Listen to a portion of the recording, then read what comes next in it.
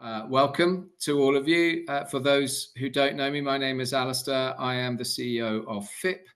FIPP is the global trade association dedicated to publishers in the space and particularly those with an interest in extending their business and their opportunities outside of their home markets. So many of our members have grown their businesses through licensing agreements, through joint venture partnerships, and through other ways of working with predominantly and traditionally other publishers in other markets to their own. And so FIPP is a great community, it's a great network, it's a great way of meeting and learning from publishers outside of your own market. And that's very much who we are. My background personally was in magazines. I worked at Haymarket in the UK for 20 years. And I also worked at Future Publishing in the UK for some time. And in fact, that's where I'll start at Haymarket. In my time there, I ran the licensing business for Haymarket. And I was one of the first, or in my role at Haymarket, I signed one of the first collective licensing agreements that we had at that time 15 or 20 years ago in the space. Now, I will be very honest and say that in the intervening years, I've signed further agreements and been involved in many more ways in licensing and in the distribution of content from a publisher perspective. But I have always found that I haven't quite understood as well as I would like to the world of collective licensing, the various different normally three-letter abbreviations applied to the various organizations and monitoring organizations in the industry.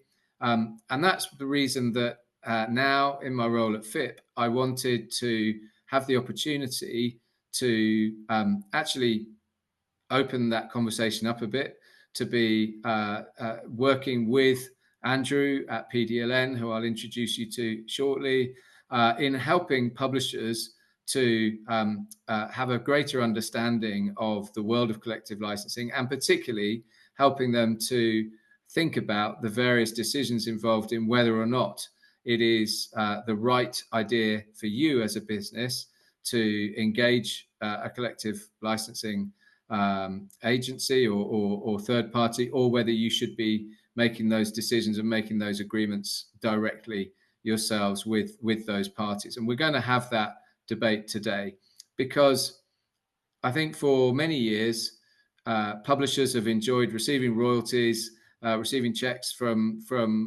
these third-party organizations. But in the last year or so, with the rise of Gen AI and the LLMs particularly, I know that many of our members are being asked to look very closely at all agreements that they've got in place with third parties who are licensing content, who are distributing content in one way or the other. And that is bringing back to the fore this conversation. So, there are separate conversations to have around the whys and wherefores of doing deals and licensing deals with AI platforms. That is not what we're going to be discussing today, but it is with that in mind and with those AI platforms in mind that I know many of you, many publishers particularly, are looking closely at the agreements that we've got, at what permissions are being given outside of the business, and and also what remuneration is being paid for what levels of content, because that obviously impacts on the decisions that you're then making around other licensing deals that you may be having. So without further ado, I want to introduce you to Andrew Hughes, who runs PDLN, the Press Database Licensing Network. He and I have been discussing this opportunity to collaborate and to work on a webinar for publishers and also those involved in the industry. And I'm delighted that so many people have registered and signed up to join us on this webinar this afternoon. And I'm going to pass over to you, Andrew, and your esteemed panel. Thank you very much, Alistair, and nice to be here and nice to see everyone online. we saw PDLN is focused on bringing together licensing bodies from around the world and helping them learn from each other so we can offer more effective services to publishers and to downstream users of content. But the role of licensing bodies and where licensing through collective organization starts and licensing directly stops is a very hot topic. Alistair has mentioned AI, that makes it an even hotter topic.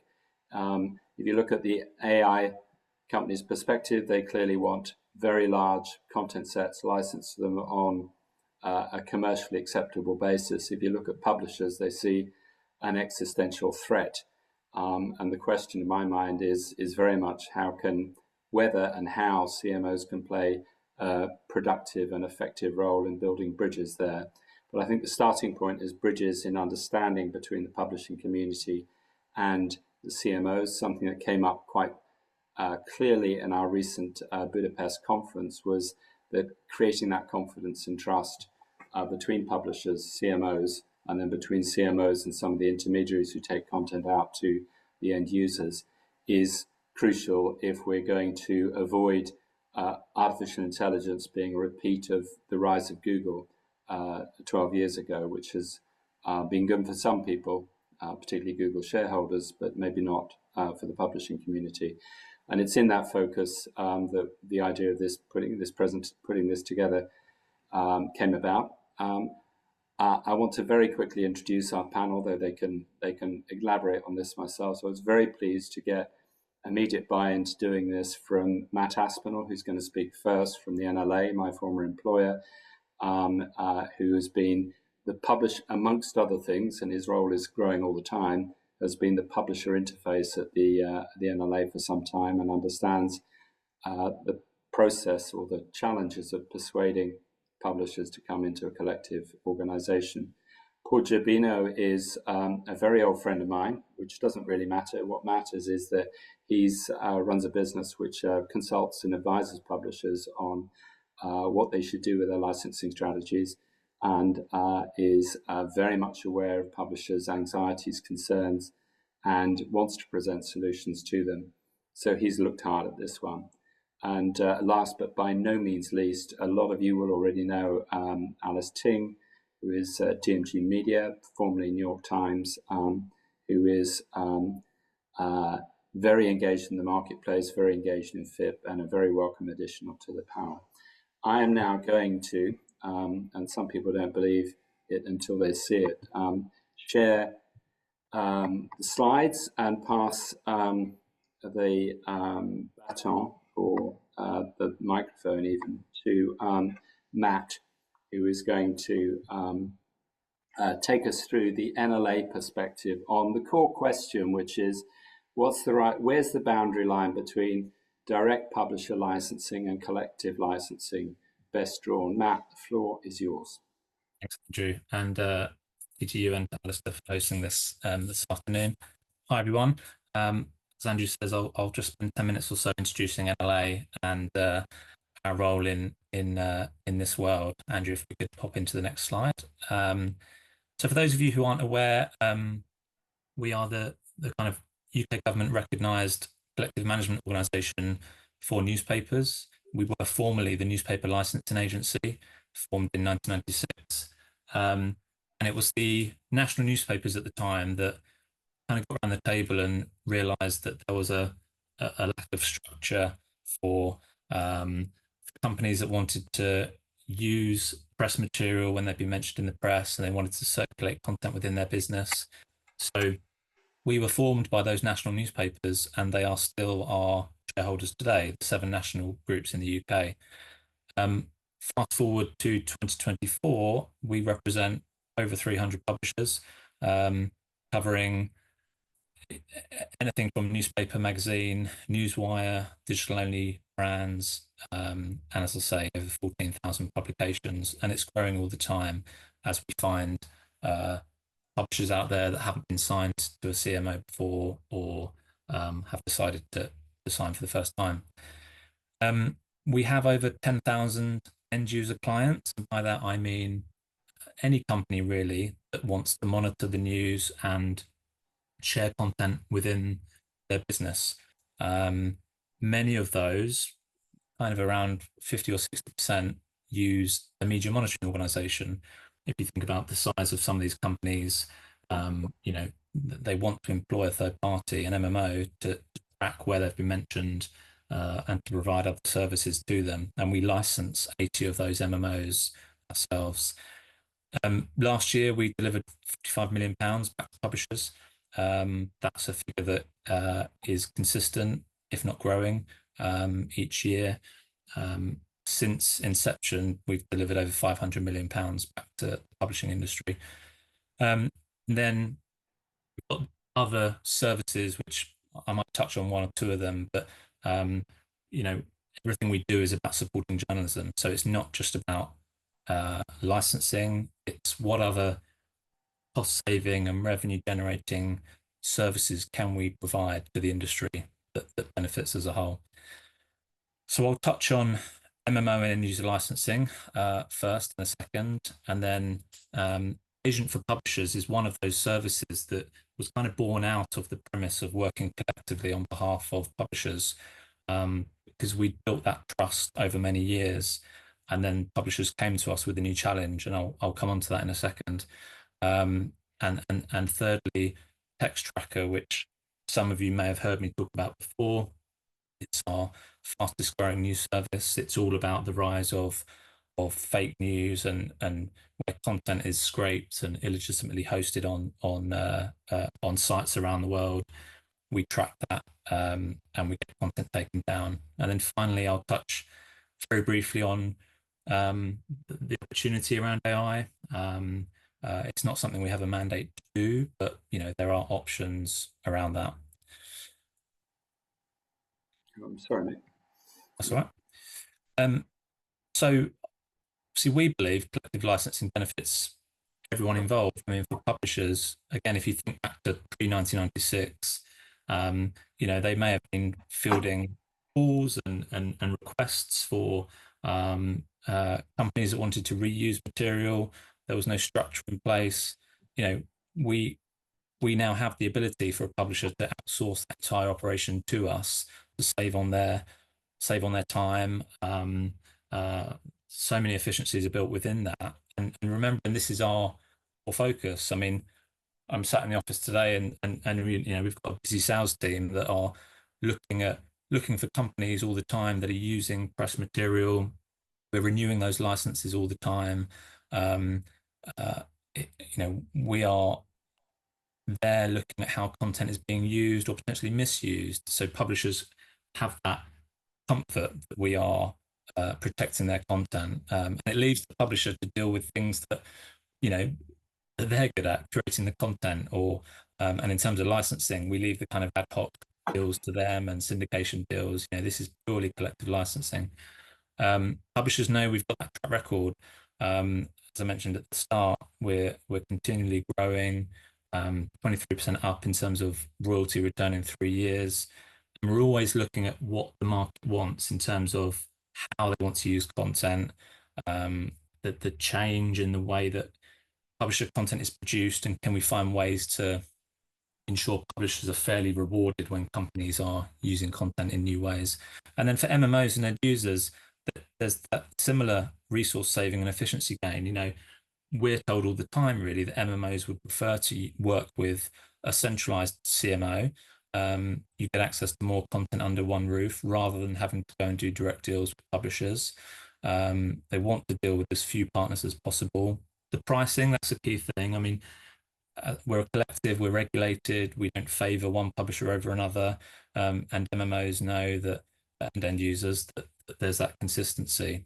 We have database solutions, which I won't go into detail. Some of you on the call will know about our services with regards to press cuttings and access to paywall content, which makes it easier for the market. And then we have bilateral agreements with over 30 other CMOs around the world where we can ensure that, you know, publishers are receiving royalties in other territories where it is used. Next slide, Andrew. Sorry, I'm a frozen screen here for some reason. That's it. Agent for Publishers is something that was born out of our success under collective licensing. About 5-6 years ago, publishers came to us and said, you know, we essentially, you're doing a great job for us in terms of collective licensing. We've got these old agreements with text aggregators, which, you know, some of them are 15, 20 years old. We don't know what they are. Sounds very similar to what you do. Can you help us make sense of these? And fast forward to today, we represent 400 news brands licensing their content to the text aggregator market, making sure there's more transparency on content usage. Again, there's so many efficiency gains for publishers, much lighter rights, and then that we've now pushed that forward into new commercial partnerships with the likes of Caffeine and the Bloomberg terminals. So there's a lot of scope to kind of push this side of the collective model more wider in future. I think you've skipped Tech Tracker, but I do apologise. I've lost one of your slides. no worries. I'll Tech Tracker, just to expand on my point at the start. We're now representing over 70 publishers collectively, 70 news brands, sorry, around the world. We've got software that tracks where their content has been lifted from their websites and reused. You know, it's we're protecting their SEO. We're making sure that publishers can uphold the value of their syndication deals, knowing that there's a collective body like us that's protecting where their content has been illegitimately used. And again, it all ties into this trust and this track record and the comfort that a body like NLA can protect their content. Which takes us on to the final slide around AI. You know, I'll be clear that we don't have a mandate from publishers. Everything we do is governed by that mandate. But obviously, there are LLMs out there that want data. I think it's entirely plausible, and we've seen it already, that some of those will approach publishers directly, and there will be some direct deals that will be done. I believe that kind of jewel in the crown is knowing that they could come to someone like the NLA and get access to a lot of content under one roof. We've got a large data set that's growing all the time. It's very structured. It's categorized. It's rights cleared. You know, I think there's something in that. But as I say, there is no mandate from publishers. We're seeking proposals. Happy to hear proposals. But everything will go back to that mandate with the publishers and whether it's something they would like us to deliver on. But you know, that track record is there in terms of trust and protection. And that's about it for my intro. Andrew, thank you. Thank you, Matt, very much. And apologies, I lost one of Matt's slides somehow or other. Right. But I have a reputation for technical incompetence, which I've just reinforced. We'll be sharing the slides later anyway, so you will pick that up. Matt, thank you very much. I'm turning now to, and a reminder to everyone, if you have questions, please do put them on chat, and we'll be picking those up and taking those to the panel at the end. But I'm moving on now to Mr. Paul Giabino. Paul. Well, Andrew, first of all, thank you very much for the opportunity to be here, and you know, it's a great panel when you can be sitting on a panel with Alison and Matt. You know, when you asked me about doing this panel, right, on collective licensing, I brought this up to the team here at CLI, and it really created a very energetic conversation. And Alison, Andrew, you know, one of my associates, Dan, who gets very, you know, very animated when it comes to this conversation. And that actually spawned an article that we published last week on this issue, and in terms of why aren't publishers uniting? You know, and we're coming very much from an American U.S. Point of view, but the article is the same title as this slide: "Pirates of the Digital Sea: Why Publishers Can't Unite." And the article was definitely a call to action. So if you go to the next slide, Andrew. You know, the one thing I want to make clear is AI didn't start piracy. Piracy started the day the web launched and the World Wide Web started having content. People were creating scrapers and bots and things of that nature to collect whatever was being published. The difference today is that AI has put it on steroids, right? One, publishers who I would say may or may not have been aware of the scraping going on. My sense is they've had a blind eye to it. Now are nervous about it because of what they're seeing, especially in the creation of editorial from AI. Like I said, AI is on steroids. It's got a voracious appetite. The AI-powered theft is now creating new challenges for publishers. And when publishers look at it, they see it as financial costs around any anti-piracy measures and enforcing copyright, legal complexities when you're talking about cross-border, especially, and then technological difficulties, right? In this pace of change. Uh, Next slide, Andrew.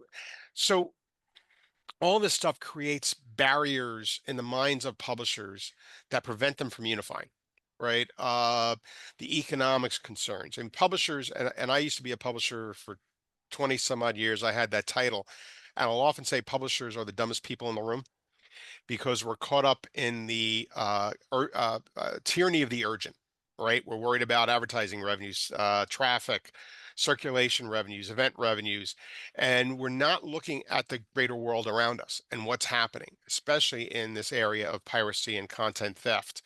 So when publishers are taught, you talk to a publisher about doing things to prevent this, they start thinking cost benefit analysis. How much is this going to cost me? What's the benefit of preventing it? Again, there are the legal hurdles that I mentioned. I mean, whether it's international copyright laws and different legal frameworks in different countries, or it's antitrust, right? There's very careful antitrust laws here in the U.S. that prevent publishers from working closer together. And then there's a natural distrust by publishers to work with their competitors, right? It'd be interesting to try to get the New York Times in the same room with a major competitor, and how much trust there already is in that room. Now, Alice could probably speak to that. So these create barriers to this collective action, right? To publishers having the ability or the mindset to collaborate. Next slide, Andrew. Then there's a rapid change in technology, right? We're definitely in a technological arms race. Publishers can add anti-piracy software to their the web properties, and no sooner do they get that up than the pirates have created an anti-piracy tool, right? And so there's that constant battle that can get very, very costly. And so this arms race is also what's scaring publishers today.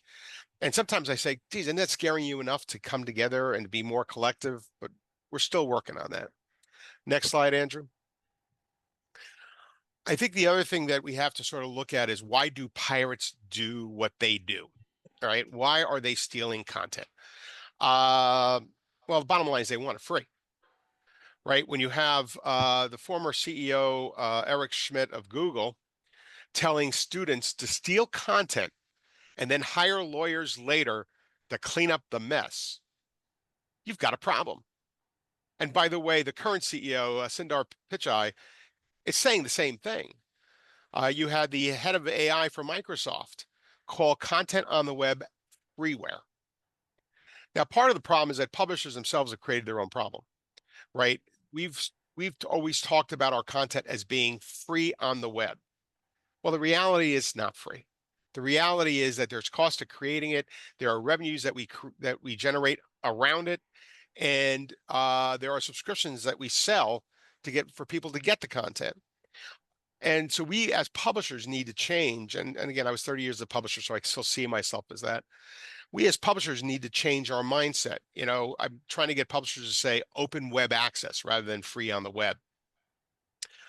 Pirates sort of look at also the barriers that you put up. Is it open web access? Can they just go to the page and look at the content? Or is there a paywall? Is there a registration wall that creates a barrier to getting at the content? So pirates will look at what is it going to cost them to break through that firewall or break through that paywall, and have the lawyers deal with it later. So they do weigh out the risks of piracy.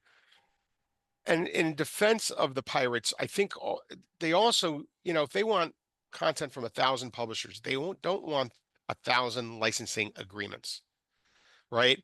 They want to make it as easy as possible for them to manage. So they'd rather do one licensing agreement with many publishers rather than too many licensing agreements, which are almost impossible to manage. Next slide, Andrew. When I wrote the article last week, I wanted it to be a call to action. And again, a collective approach is an action that I think publishers should be taking, and I think it's essential. The reality is most publishers are not the size of the New York Times or News Corp. They're not going to get the attention of AI, and they're not going to be able to do their own direct deals. So small to medium-sized publishers, which makes up a big number, need to start thinking differently about what's going on and how they can work together as a community in this new age of content theft. It does require some cooperation, innovation, and thinking and technology, and some costs, right? But again, those costs need to be weighed against the long term, not the short-term P&L now, but what's that long-term implication of that content being stolen?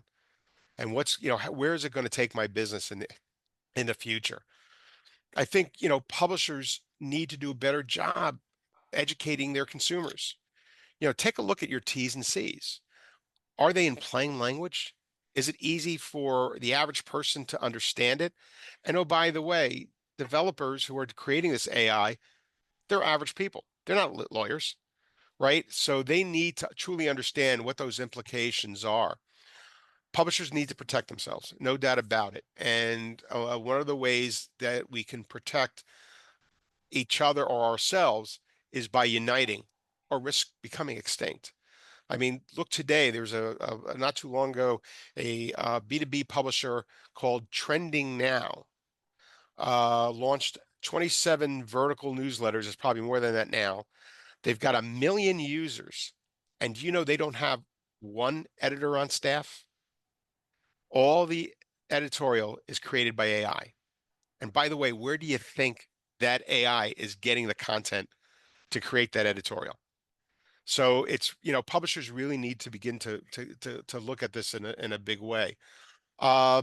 Next slide. I sort of call this my dream slide.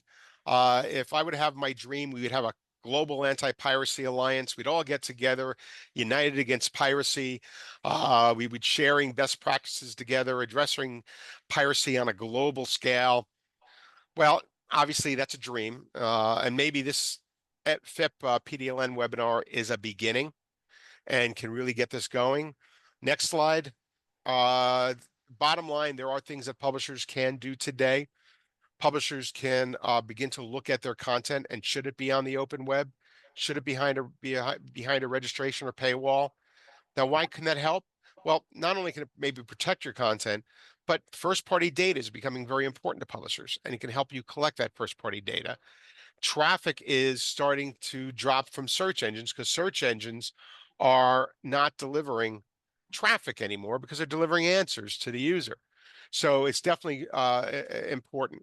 Publishers can also register their content with local CMOs in countries where their content is being used and lobby their publishing associations to get digital platforms to the table to address piracy. And on that, because I'm past my 10 minutes, if you email me, I'll send you the copy of this presentation. And also we created a major media company and their AI deals report, which is an ongoing report of what deals are out there and who's doing it with what. So thank you very much. Paul, thank you.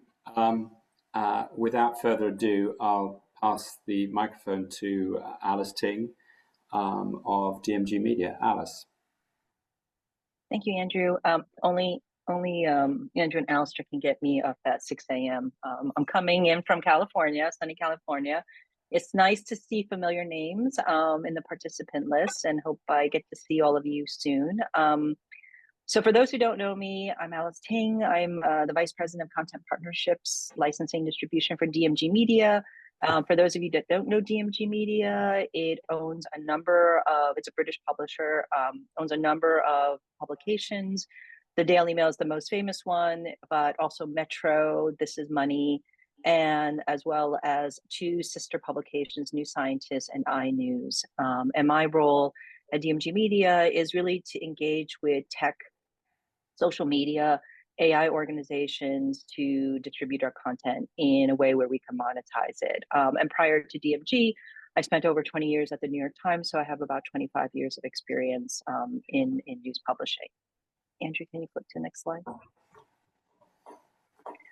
So I'm just going to really speak at a very high level in terms of what's been happening to news organizations. And some of you may have heard me say this in like past conferences, but it's just been a tough road for news publishers. I would say, tech disruption, shifting consumer reading habits have really changed the way news publishers think about their business and have basically forced us to think about our business not only differently, but to staff differently and as well as partner with third parties differently. So some of the trends happening now, clearly the most recent is the rise in social media, where we're now seeing, for better or worse, I think in some cases it's great, younger audiences on social media, such as TikTok, getting their news there. And if you have a large following like DMG does, you are finding a path to hopefully your future readership. But the rise of social media also means, because of the shifting audience engagement, fewer people may be coming to your site. And there may also be a shift then in ad dollars, just another way where your ad dollars are flowing out of your door and into another platform. With that, of course, means that consumers are consuming, or their consumption patterns are different. The days of long, 3,000 word investigative reporting, while I think amazing and great and still has a place in this world, is becoming tougher and tougher to engage. And consumers are demanding shorter, more visual content and looking for that. I think you'll see that's why more publishers are getting more active on a lot of social media platforms. We talk about tech in a very big way. Obviously, the impact of big tech has had profound ramifications for news publishers, whether it's the loss of ad dollars to tech giants, but also as many of these tech companies are starting to do more around AI, and many of them also aggregate content, we are going to start seeing traffic reduction to our sites. And then because they are keeping a lot of their traffic on their platforms because they want to engage readers as well. And then news aggregator platforms, also the way they think about how news is or content is served to the reader, much of it is algorithm driven, also means that publishers are basically beholden to those algorithms, and that may impact the way content or traffic goes back to your site or how it's monetized on your partner's site. So these are things that have impact, in some ways good, a lot of ways bad. Really depends on the publisher you talk to. AI technology, which I'm sure there's lots of questions, is the thing that everyone is concerned about. There's a lot of potential around AI from a productivity perspective, and I personally, love, using it. But as we know, AI can also and will impact search and referral traffic back to publishers, which is really difficult because traffic is so important in the way we monetize. Some other things listed here, I think many of you probably know, and I mentioned it before in the past, is the subscription model, while successful for some publishers, doesn't always scale for a lot of publishers, and misinformation, disinformation continues to erode trust for publishers. Lots of regulations around privacy and like cookie restrictions make it much harder for publishers now to grow advertising revenue, and competition, not just amongst each other, which I think publishers actually love, because healthy competition among news publishers means that's a very vibrant ecosystem, but also competition from creators. The individual on TikTok who has 10 million followers, non-news content providers, Paul mentioned trending now competitor, we're fighting over a shrinking advertising pie, which is very difficult. And then just continued economic pressures.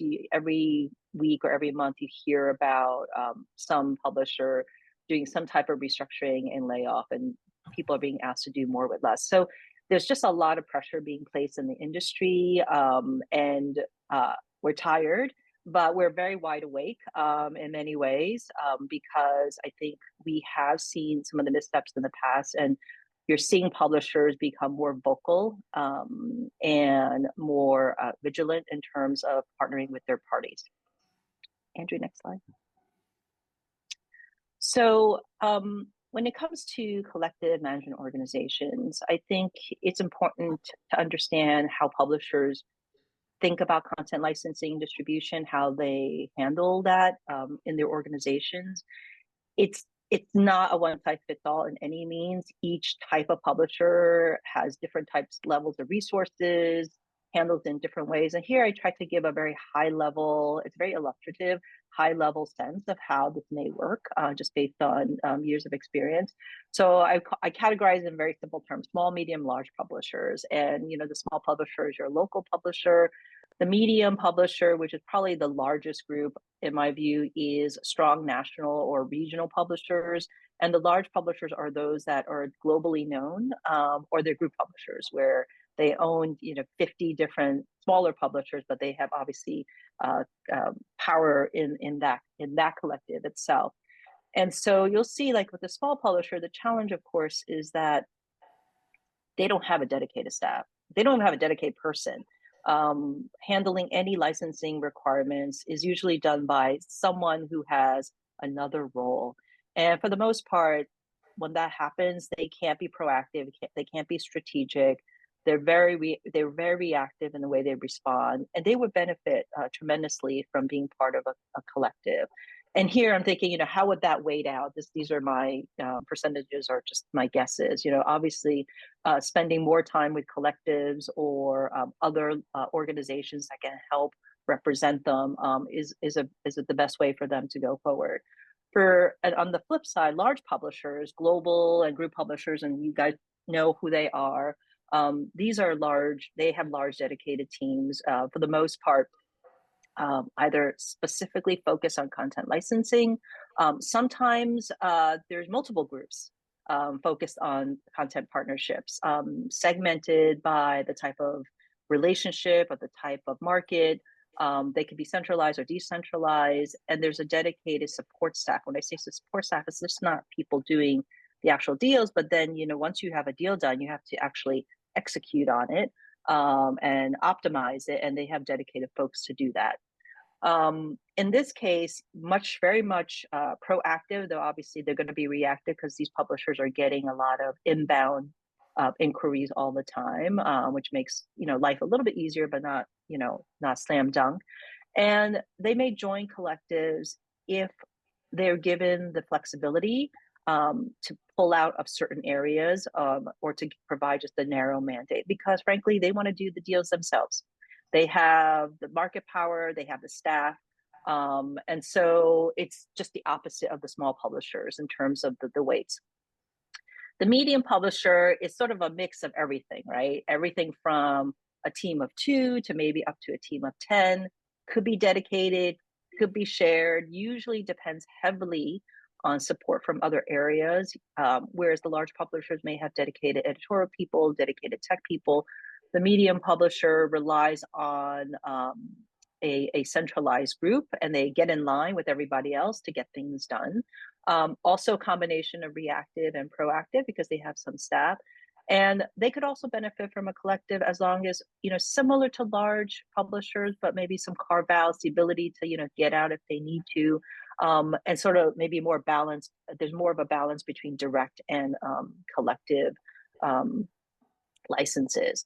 On top of all of this, one has to remember that this is all part of some type of strategic imperative. Where does this fall in any publisher's strategy, right? For some publishers, it's all about subscription. Everything is about subscription, and the rest kind of fall to the bottom, and they'll take whatever they can. They're not focused on that. even the largest publishers have limited resources.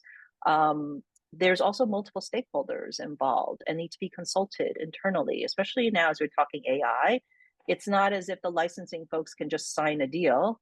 There's lots of conversations, some, at the highest levels, talking about, well, how do we balance that relative to some of our other deals? How do we balance that with where we want to position ourselves with AI?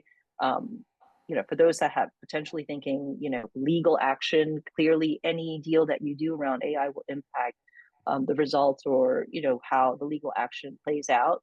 And finally, it just can't be a distraction and cannibalize your other efforts. It has to be easy and simple and just additive to everything that we do. Andrew, next slide. So when publishers think about joining collectors or even marketplaces, even though the list here, I mean, this is my list, it's not, the DMG's list, it's just sort of what I know. It will be dependent really on, the size of who you are, where you're based, US, obviously, more regulation in the EU. So those things play a part, but I like to think of it in two ways when we think about why we want to join a collective. One is the collective's reputation and level, the depth and breadth of expertise. And the other is all about the publisher and what their comfort level is. So let me talk about the reputation. Clearly, if a collective is known for their expertise in the market, they understand how publishers think, they understand all the local and international legislations and regulations that's going on. They have market relationships, not only from the publishers, but maybe even potential buyers, whether it's the media monitoring organizations or AI organizations. That impacts the decision because as a publisher, you want to be able to trust your collective. You want to make sure that the collective is representing your best interest. Now, it could represent the industry's best interest, but you also want to know as an individual publisher is representing your best interest because frankly, you're going to have publishers of varying sizes. The other piece within the reputation is, how adaptable is the collective? The changes to the industry, especially around tech, it's just moving so quickly. AI just kind of came onto scene a year and a half ago, and you would never think it would move so fast, but it has. And collective needs to understand sort of what is AI? How do you educate and inform publishers? Those who may not be in the know as others. How do you then adapt quickly to the kind of business models you want to offer to the publishers? That's going to be important. It's not going to stop with AI. I'm sure there's some other technology that will, hit the market at some point. But that's also really important. And then the other piece is around the product offerings and the thinking about how you represent the content. Do you only do text? Do you also, do collectives around video and audio? Because publishers are dabbling in all types of content and platforms. And then use cases. It's not to say if you offer every possible rights that publishers will like that. Sometimes there's obviously benefits for a collective that is specializing in things. But the more you offer, obviously, the more you can engage with the publisher. And then finally, transparency is so important. We want to know, how much we're going to get paid, how our content is being used. You'll hear attribution quite a bit, I think, coming from publishers. We want to know what content is being used, how it's being used, who's using it, and then how that kind of flows into how our royalties are calculated in our reporting. And ideally, if we can get live reporting, maybe not live last minute, but maybe a 24-hour lag, so that we can see the data right away and pivot on our end. We partner with some aggregators, and they give great reporting platform dashboards, which helps us to then make decisions, and not only make decisions, but also helps us in terms of our own financial reporting and forecasting. On the flip side, of course, not the flip side, but in addition, publishers, they're a controlling bunch. We're a controlling bunch. We want to control our IP. And so flexibility is so important to us. We want to maximize our efforts. We want to maximize our revenue. And so when thinking about joining collectives, we want to know that we can opt out very easily on certain things if we can. We want to be able to maybe have a say in the decision making. So maybe a governance structure that gives us either voting power or a mechanism to provide our input and know that we're being heard is important. And we also want products and services that are really tailored to accommodate our specific needs. Obviously, we want the industry to do well, but the needs of a small publisher is going to really differ from the needs of a larger publisher. So one size fits all could be a tough sell. And then finally, how much are we going to make? Is this going to be $1 million, check in the mail, or is this going to be a few $1,000s? That makes a difference because we are weighing sort of the return on our efforts to giving you the rights with our content and IP in exchange for some type of pay. Andrew, next slide. So as you think about how publishers decide, okay, what do I want to own in terms of the deals and where do I want to participate in collectives? This is just a model to think. This is not necessarily, any specific publisher's ways. I think it's sort of what may work the best. So publishers want to do direct deals with partners or partnerships that are considered high value. And high value partnerships means, these are more complex deals. These are deals with maybe tech companies that we have multiple relationships with, not just licensing, but also advertising and also technology and cloud and possibly something else. And so much more complex. We want to own those partnerships because frankly, they're strategic in nature. Deals that have obviously some sense of exclusivity, publishers want to own as well. And any longer term agreements. So for the most part, these are going to be relationships with the larger tech and social media platforms to start. And that's just an example. We may want to withhold certain types of content, premium content, exclusives that only we publish on our own site. These could be investigative pieces, unique content. These are things that publishers will most likely want to hold tight because they think that they can get more value by working directly or negotiating directly. On the flip side, also collective participation, where publishers could use a lot of help, whether small or large. Lower value deals, smaller players, maybe smaller markets that are not strategic in nature could really be great for us. Transactional, shorter arrangements are also wonderful. This is more about an efficiency play with the medium and long tail opportunities. So how we can maximize, we don't have the time to respond to everybody. And frankly, if we're going to try to do a deal and it's not a tremendous amount of revenue, most likely we're not going to do it because we just don't have the bandwidth. So it's all about how we can be most efficient in protecting our IP and still being able to realize the value of the IP as well.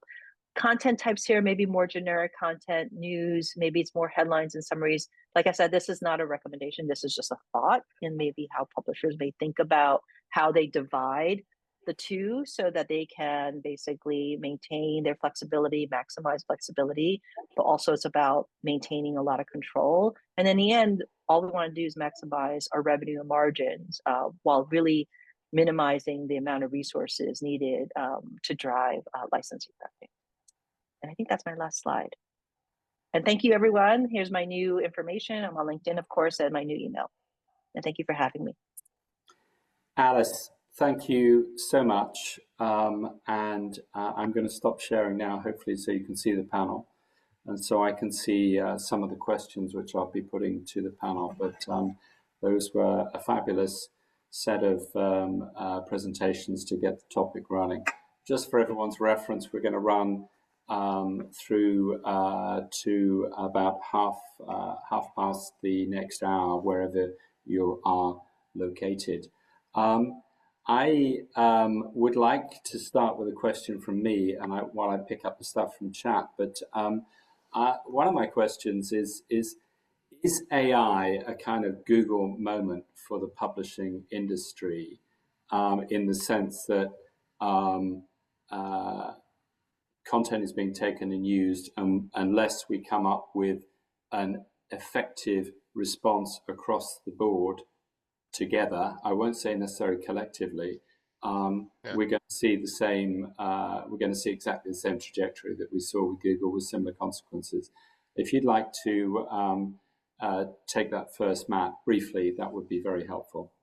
No, I I agree, and I think we're hearing a lot of that at the moment, kind of on the conference circuit. There's a lot of advice being given, and making sure people understand the value of their content, and making sure are people aware who's scraping their sites at the moment. Do you know the difference between a legitimate media monitoring site, a company, or someone that might be scraping for more malicious means, or means that are for an AI deal that you haven't yet agreed to? I fully agree. I think if we're not careful, then publishers are going to say goodbye to a lot of that value, and lose that reward if action is not taken. And I'm sure I can see Paul nodding, and I'm sure he agrees with me. Paul, briefly. Yeah, no, real briefly, for publishers, AI has an allure because of the benefits it brings in terms of productivity. But at the same time, it has a great danger. And Alice mentioned again, trending now, right? I mean, imagine all your content being used to train AI, and then somebody creating a publication to compete with yours using your content and getting 1 million users, right? So I don't know if that answered your question, but I think AI creates a real challenge for publishers. Alice, we have debated this on email. We have. So let me just say that obviously I can't talk a lot about what I'm doing with AI because it's confidential. So, but all I can say is just based on my conversations with colleagues in the industry, AI is just something that everyone's talking about, and publishers are trying to figure out the best way to go forward, whether it's to do the deals with OpenAI or to do something else. There's the do nothing, sue, or just say, okay, I'll take whatever I can get and do it. There is the assumption that the content has already been scraped. And so, that is a tough one, I think. But what we also know is these AI organizations need existing current content going forward to really grow. And so there's the value of the archive, and then there's the value of your current content. And it's not to say ignore what's happened, because I don't think publishers are, but right now it's also very important to know that your current existing content is super valuable to AI organizations, because they need that to continue to update their models. And so very important for publishers to protect themselves, not through, and I think, Paul, you mentioned this, terms and conditions. Make sure you are very specific that anybody's coming to scrape, you're not allowed to use for commercial reasons. Even spell out AI, whatever it is. Yep. Have bot detection on your site. Block some of these AI providers, and you have to actually keep on top of it, because the bots keep changing. So they just change one word, and next thing you know, they're no longer. So those are just like basic, for me, table stakes things that publishers can do to protect themselves. There are also, obviously there's the collective argument, but there's also a lot of marketplaces, startup marketplaces, that are popping up in the industry that are really actually quite fascinating. I don't know if some of you have heard, like Tollbit is one that's been written about in the marketplace, where in essence puts a paywall in front of the bots. And so what it does is, when you ask commercially to pay for something and someone purposely goes around that paywall, you've now established that they've stolen your content. Whereas before, if you don't have that stuff in place, you can't do that. Now, the rules may be different in the UK versus EU versus US versus wherever, but I think there are minimum things we can do. And I believe that collective is good, but you're going to find that publishers are still trying to figure it out. All the things I mentioned in the presentation, still the same. Where does this stand relative to my strategic imperative? I'm not News Corp. I'm not the New York Times. How do I participate in these conversations? And the only thing you can do is keep talking to them until you feel like you're getting the value from them. And if you don't, you just don't do the deal. Moving on to a question from Florian Laszlo, who's Austrian-based media monitoring company. He's asking, but I think you kind of touched on it. How do you, the panels, and Matt, this might be your opportunity to get back onto TextTracker, but I mean, how is enforcement against the big tech companies going? I could add a little bit from my perspective. I chair a fortnightly meeting with a bunch of about 20 European CMOs and publisher associations who are having a huge job trying to get enforcement against Google on the European press publishers' right. But the technology on that and the other tools on that, again, let's try and keep this to a minute or so each. But Matt, text tracker or related points. Yeah, just briefly.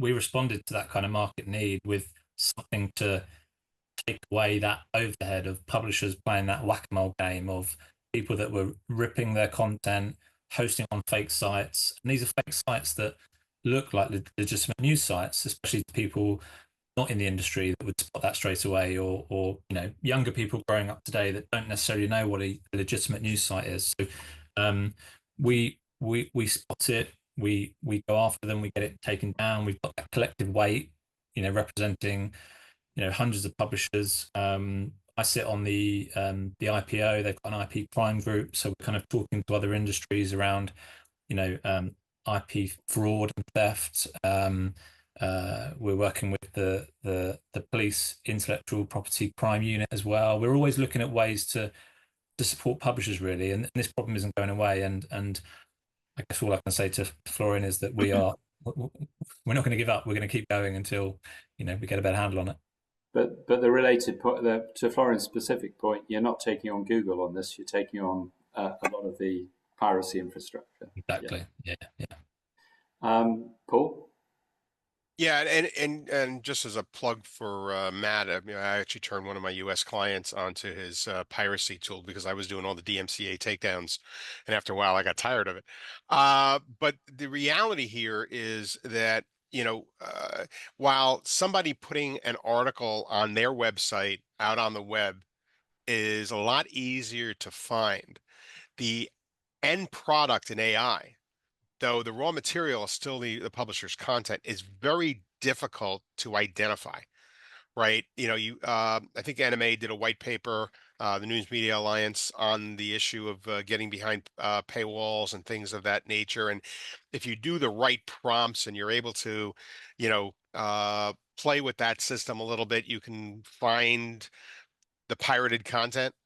But I think that the challenge with AI specifically is that it's difficult to prove. I think Sarah Silverman, her case may be still open, but one judge said, there's no loss here, there's no damage here, because you can't show us where content was reproduced, and so that's part of the challenge. I don't know if that answered your question, Andrew.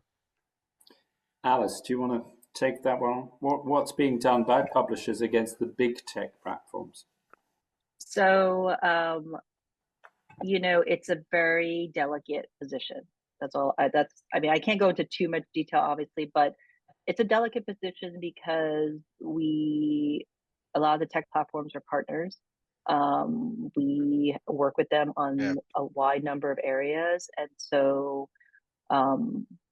it's just an ongoing conversation. I think each publisher probably handles it differently, and that's all I can say. Yeah. And can I just jump in real quick? Is that you're starting to, you're starting to see it with some of the deals that have been made between News Corp and AI and some of these other publishers, New York Times. The challenge again is, unless you have the leverage, unless you're big enough to be able to get their attention, it is very hard for small to medium-sized publishers to do that, and that's why the collective approach is the best.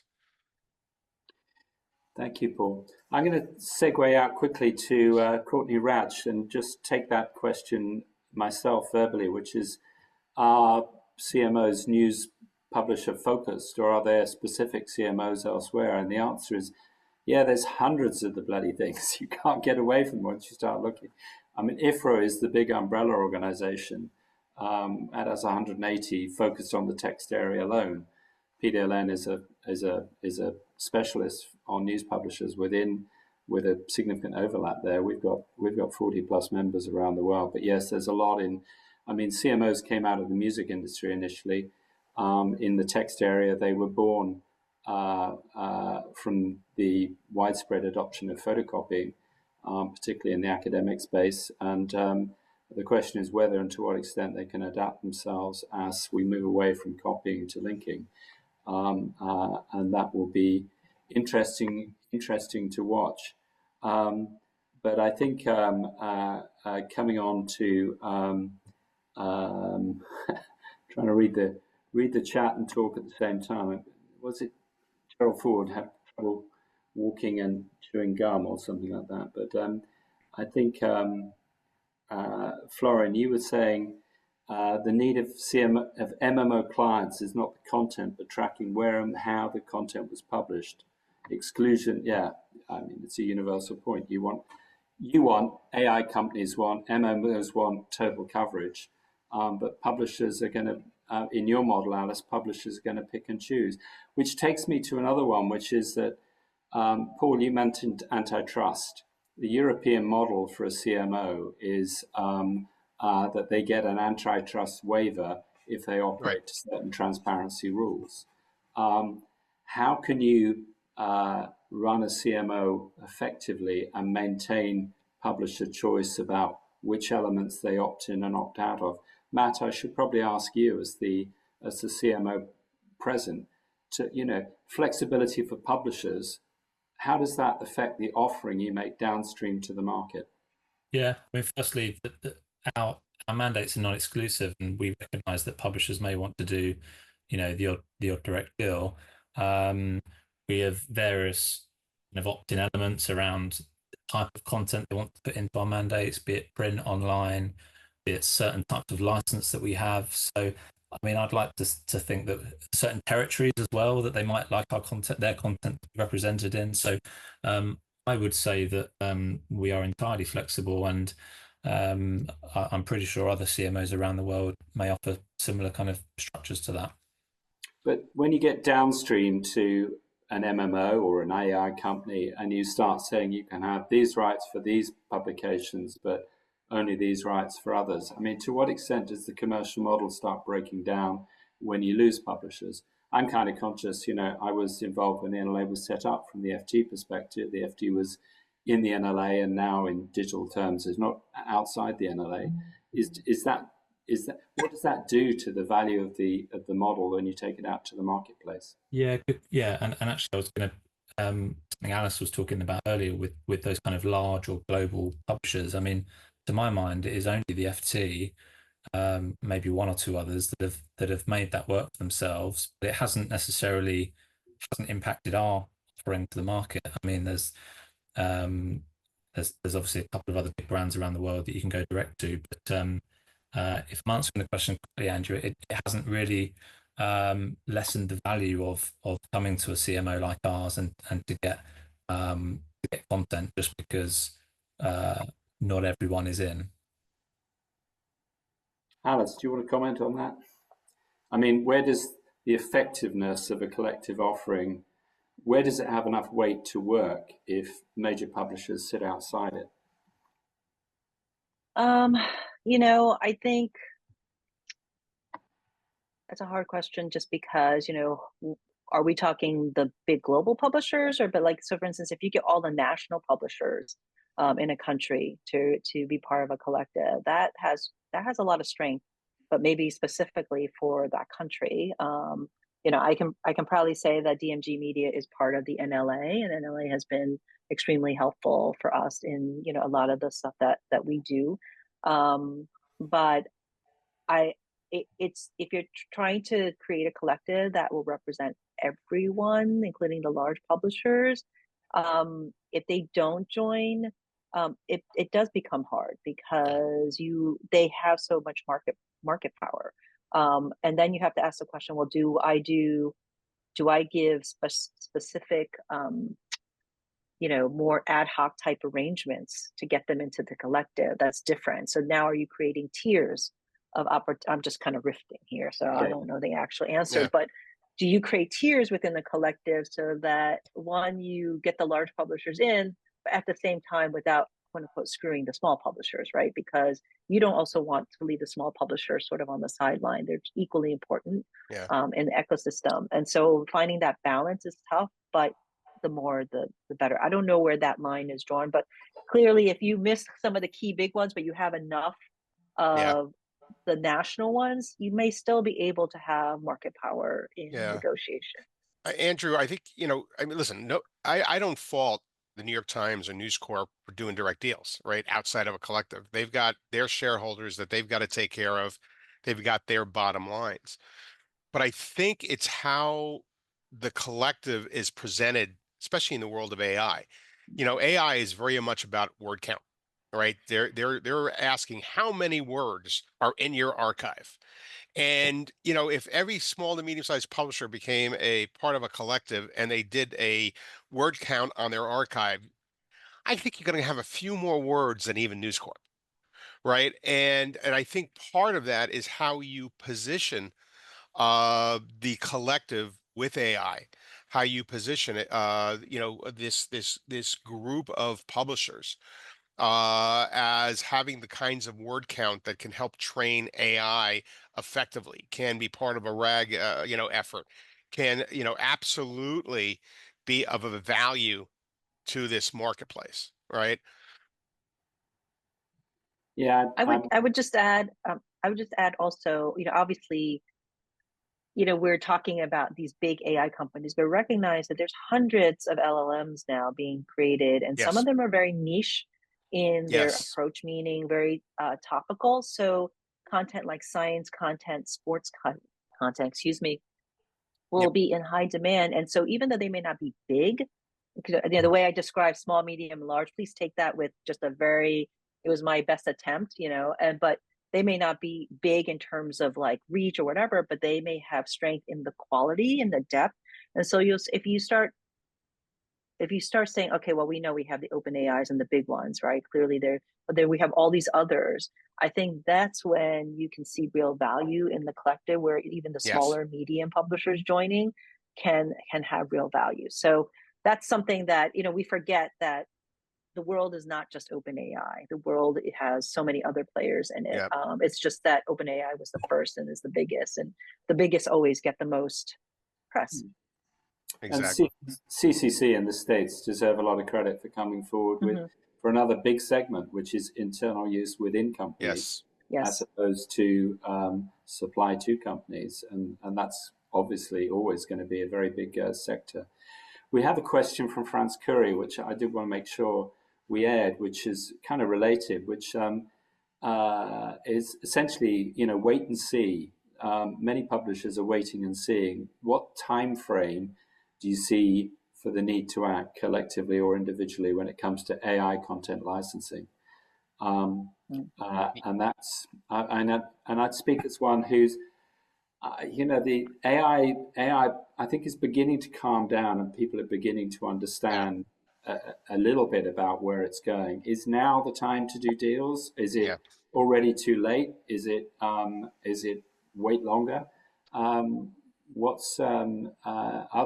gonna push Matt actually to see if he wants to give any feedback without mentioning publishers on what he's hearing in the market. Where do you see it? I don't think there's any prizes for being first for some of these deals. I think it was interesting actually, Alice, hearing your boss speak last week at the press conference and talking about that fear of signing something now and then not knowing what you've given away and how that content might be used in a couple of years' time in a way that we can't foresee right now. Is making sure that wording is so tight that they can't then go and do something that you're not aware of right now. And obviously deals are being signed all the time from what we see when it's publicized online anyway. Look, in terms of us, I do think there's an option for us to help with a kind of long tail opportunity with all these other companies. If that's what publishers would ask us to do, I think, Alice, you're more in tune with deals being done at the moment, so I might kind of affect you on your view, but that's my side of it, Andrew. Paul, do you want to comment on that? Is Yeah, now the time? yeah. Is it Yesterday, yesterday? Is yeah, it tomorrow? yeah. You got me jumping in my seat here. Yesterday was time. And the reason why I'm saying this is that scraping has been going on from the day the web started. Media monitoring organizations, financial analysts, all these organizations that want to invest in industries and things of that nature have been scraping publishers' content from the beginning. And unfortunately, publishers have had a blind eye. I mean, I actually had a publisher say to me back when I started the company in 2015, I told them that, your content's getting scraped. And their response was, wow, I'm flattered that somebody would care enough to scrape my content. Uh, and because again, publishers in general are caught in the tyranny of the urgent. Advertising revenues, circulation size, and all those kinds of things. So really, this stuff should have been going on for a while now. Now, fortunately, in places like Europe, where you have a very active, CMO, right, where media monitoring organizations need to pay to the CMO royalties for use of content. Here in the United States, and I love the CCC, they produce great checks for my customers. Won't touch media monitoring with a 10-foot pole. And the bottom line here is that publishers need to start to be proactive. Alice was right. Small and medium-sized publishers may have somebody dedicated to licensing. Most don't. So being proactive is not necessarily in their DNA. It's more reactive. But the reality is publishers need to start to find a way to either come together or get their lawyers onto those who are scraping their content and see if they can create enough effort around getting noticed. So, Thank you, Alice. Is it yesterday or today or tomorrow you should be doing deals? So I say, when I say, wait and see, I don't mean, kind of sit on your, tuff it and eat bonbons all day. I mean, talk to everybody and then come with an informed decision on what makes the most sense for you as the publisher, whether it's the large one, small, whatever it is. And so that means talking to the large players, the medium players. There's like a ton of marketplaces that are popping up. Hopefully everyone knows all of them. There's at least 10 out there. And then debating, how you want to approach this, right? So I think that, it's been a year and a half, or maybe two, I don't know, about 18 months now. I think this is now a good time because there's enough that's happened in the marketplace for publishers who maybe have kind of stepped back and say, let's see what happened. There's enough deals that have happened that we read about. There are marketplaces being talked about all the time. Our existing partners are asking for AI rights as well. So I think this is prime, and hopefully publishers are educating themselves on what this means for them. And they just have to then decide, okay, do I do these deals myself, or do I have to work through a collective? So I do think that this is a good time because there's been enough time for publishers to kind of learn about what's happening in the marketplace. And I think that maybe in the next year or so, activity happening. Clearly, the larger publishers have, done the deals with the large LLMs. But like I said, there's hundreds of other LLMs out there, and you're just going to start seeing movement and stuff. And people are going to be more sophisticated in the way they think about these deals, and also not only think about them, but what they're willing to give and what they want back. Thank you for that. Okay, I think we're going to call it a wrap there. There are more questions. I could talk about this all afternoon because it's in my DNA as PDLN Secretary General, and also as someone who's worked for a couple of these strange beasts. And what makes them work and what doesn't make them work is, I think, very important for the wider publishing community. I think in the AI space, if you want to know what I think, if you look at the volume of content that the LLMs need and the complexity of the market that's developing, it's going to be absolutely essential that CMOs learn enough about publisher sensitivities, learn ways of engaging with them, learn ways of creating innovative and secure solutions. Probably not 5-year deals for sure in this market, but at least begin to create the semblance of a publisher response to the AI phenomena, which could be a model for protecting existing markets like media monitoring licensing, text aggregator licensing, which will be swept away if by this change, and could be swept away to zero revenue rather than the very useful contribution they made towards publisher costs at the moment. So I think it's crucial that we think and engage about this. I'd like to thank our panelists one more time, virtual claps if anyone knows where the button is. I'd also like to thank Alistair and FIPP for hosting this and putting it together.